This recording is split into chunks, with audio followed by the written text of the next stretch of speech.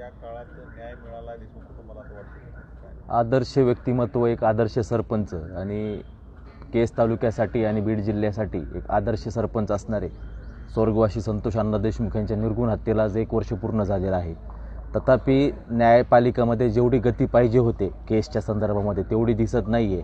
आणि त्याच्यामधला ह्या केसमधला एक फरार आरोपी आहे कृष्णा आंधळे, त्याचा पण अद्याप तपास झालेला नाही आहे. ह्याच्यावरून लक्षात येतं की महाराष्ट्रभर पण आंदोलन होऊन चळवळ उभा राहून तरीही कुठं ना कुठे आरोपी ह्याच्यामध्ये एक फरार आहे. त्याच्यामुळे संशय निर्माण होतो यंत्रणेवर.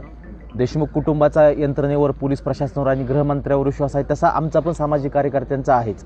पण तरीही न्याय मिळवण्यासाठी थोडी दिरंगाई होत आहे असं आम्हाला दिसण्यात येत आहे. पण तरी एक आम्ही सामाजिक कार्यकर्ते म्हणून सर्व देशमुख कुटुंबासोबत ठाम उभे आहोत. आणि संतोष अण्णा देशमुख एक मानवतावादी विचारसरणीचे होते व त्यांची मानवतावादी विचारसरणी ती आज आपल्या देहाने जिवंत नसले तरी त्यांची विचारसरणी मानवतावादी आपल्या सदैव जिवंत राहणार आहे.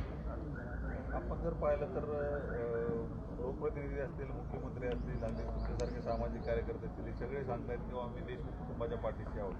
परंतु ज्यावेळेस निर्णय घ्यायची वेळ येते किंवा निर्णय प्रक्रियेची वेळ येते त्यावेळी मात्र विलंब होतोय.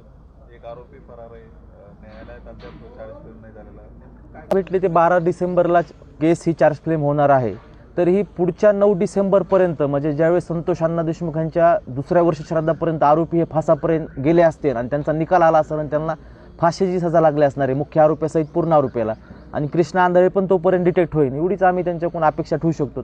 जर ह्याच्यात दिरंगाई होत असेल न्यायपालिकेकडून, गृह विभागाकडून, तर त्याच्यामध्ये जन आंदोलन पुन्हा उभारलं राहणार आहे. त्याच्यात काही नाही. आणि ह्याच्यात सगळ्यात महत्त्वाचा एक तुम्हाला सर विषय सांगायचा म्हणजे आज ह्याच्या केसमधला संतोष अण्णा देशमुख यांच्या हत्याकांडमधला जे मुख्य आरोपी आहे हे जेरबंद आहे. ते जेरबंद असला तरी तत्कालीन बीड पोलीस LCBचे प्रमुख तत्कालीन आज ते बीड ग्रामीणला एक अधिकारी आहेत, पोलीस अधिकारी म्हणून, ते वाल्मिक कराडची यंत्रणा जेलमधून सर्व बाहेरची बघतात. हे सर्व पोलीस डिपार्टमेंटला माहिती आहे. पण SP साहेब, गृह विभाग ह्याच्यावर कमून कारवाई करत नाही आहे. आता अधिवेशनामध्ये पण ते मुद्दा बरेच जण मांडणार आहेत. म्हणजे संतोष अण्णा देशमुखचा हत्याकांडमधील आरोपी जेरबंद आहे. तो जेरबंद राहून एवढं सारं महाराष्ट्रामध्ये आंदोलन होऊन एवढी चळवळ उभा राहून जेरबंद असणारा मुख्य आरोपी हा जेलमधून त्या तत्कालीन बीड पोलीस LCBच्या PIच्या संपर्कात आहे. आणि तत्कालीन बीड पोलीसचे LCBचे जे PI ते बीड ग्रामीणला आहेत. ते सर्व वाल्मिक कराडची यंत्रणा पाहतात. म्हणून माझी सरकारला आणि गृहमंत्र्याला विनंती आहे, हे जे काही वाल्मिक कराडने बीड जिल्ह्यामध्ये तत्कालीन अधिकारी आणले होते, त्यांच्या बदल्या करून आणल्या होत्या, त्याच्यातले फक्त 10% जणांच्याच बदल्या झाल्यात. ते अधिकारी आजच बीड जिल्ह्यामध्ये असे आहेत ना, यंत्रणेमध्ये काम करतात ते. आणि ते कोणासाठी काम करतात सांगायची गरज नाही आपल्याला. कोण अधिकारी खुलासा करणार आहोत ना. आता अधिवेशनामध्ये पण काही लोकप्रतिनिधींना आम्ही त्याविषयी माहिती दिलेल्या आहेत. ते मुद्दा मांडणार आहेत त्यामध्ये. आणि असे जर अधिकारी बीड जिल्ह्यामध्ये राहत असतील तर किती शोकांतिक आहे. न्याय भेटण्यासाठी दिरंगाई होत आहे. कारण त्याचं कारण हे आहे की यंत्रणेमध्ये लोक आहेत, SP साहेबाला मिसगाईड करतात. आम्ही सांगतो की कावत साहेबाचं काम चांगलं आहे, पण कावत साहेबला पण कानामध्ये सांगणारे लोक हे सगळे वाल्मिक कराडच्या टोळीतले अधिकारीच आहेत ना. आज संतोष अण्णा आपल्यात असते जर 9 डिसेंबर 2024 रोजी पोलीस अधिकाऱ्यांनी आपल्या कर्तव्याचं, आपल्या ड्युटीचं पालन केलं असतं तरी हत्याच घडली नसती ना.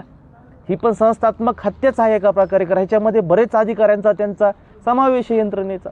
पण एवढं सांगतो की आम्ही स्वर्गवासी संतोष अण्णा देशमुख ह्यांना न्याय मिळेपर्यंत, शेवटच्या श्वासापर्यंत आम्ही देशमुख कुटुंबाच्या पाठीशी आहोत, सोबत आहोत.